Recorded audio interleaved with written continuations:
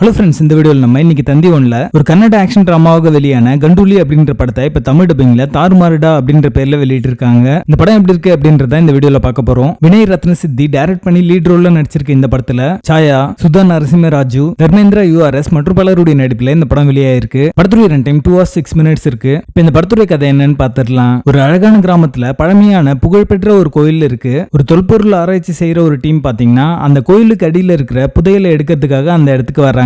அந்த ஊரை சேர்ந்த ராஜ் பிஹாரி அப்படிங்கிறவங்க பாத்தீங்கன்னா அந்த டீமை கொன்னுட்டு அந்த புதையல தானே எப்படியாவது அடையணும் அப்படின்ற ஒரு முனைப்போட இருக்கான். அதை தடுக்க ஹீரோ கிளம்புங்கிறாரு. இதுக்கப்புறம் நான் இந்த சுவாரஸ்யமான விஷயங்கள் தான் இந்த படத்துடைய கதை.